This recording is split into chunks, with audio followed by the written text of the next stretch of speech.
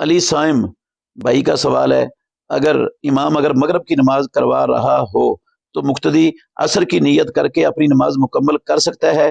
یعنی امام کوئی اور نماز پڑھا رہا ہو اور مقتدی کسی اور نماز کی نیت کر کے پڑھ لے۔ جی ہاں، امام کی نیت اور ہو مقتدی کی نیت اور ہو، نماز تو ہو جاتی ہے۔ حضرت معاذ بن جبل، سنن ابو داود میں، ترمذی میں حدیث ہے، وہ رسول اللہ صلی اللہ علیہ وسلم کے پیچھے عشاء کی نماز پڑھتے تھے باجماعت، یہ ان کے فرض ہوتے تھے۔ پھر اپنی محلے میں اپنی قوم کو آ کر اثر عشاء کی جماعت کی امامت کرواتے تھے، خود ان کو آ کے پڑھاتے تھے۔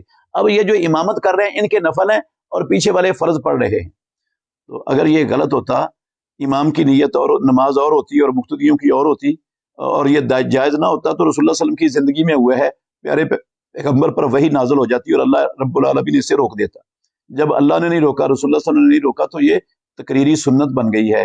امام کی نیت اور ہو مقتدی کی نیت اور ہو، کر سکتے ہیں۔ لیکن ایک بات یہ ذہن میں رکھنی ضروری ہے کہ ترتیب رہی ہوئی نمازوں میں جو کسی شرعی عذر کی وجہ سے بندے کی نماز رہ گئی، ایک یا دو رہی ہوئی نمازوں میں ترتیب فرض نہیں ہے۔ اگر ترتیب کا لحاظ رکھا جائے تو افضل ہے، اولا ہے، لیکن اگر ترتیب بدل بھی جائے تو کوئی فرق نہیں پڑتا۔ مغرب کی نماز میں چونکہ قرات ہوتی ہے جہری، امام نے جہری قرات کرنی ہوتی ہے اور آمین بھی کہنا ہوتا ہے، اور عصر کی نماز میں جہری قرات نہیں ہوتی، سری ہوتی ہے، اس لیے وہاں پر وہ پہلے امام کے ساتھ مغرب کی پڑھ لے اور عصر کی بعد میں پڑھ لے۔ لیکن اگر زہر عصر کا مسئلہ ہے، اس کی زہر کی نماز رہی ہوئی ہے، عصر کی جماعت کھڑی ہے، تو وہ زہر کی نیت کر کے عصر کی جماعت کے ساتھ شامل ہو سکتا ہے، اور اگر عصر کی نماز کے ساتھ عصر کی نیت کر کے شامل ہو جائے اور زہر کی بعد میں پڑھ لے تو یہ بھی جائز ہے۔ یہ کوئی فرض نہیں ہے، فرضیت کی کوئی دلیل نہیں ہے کتاب و سنت میں کہ رہی ہوئی نماز کو ترتیب کے ساتھ پڑھنا ہی فرض ہے۔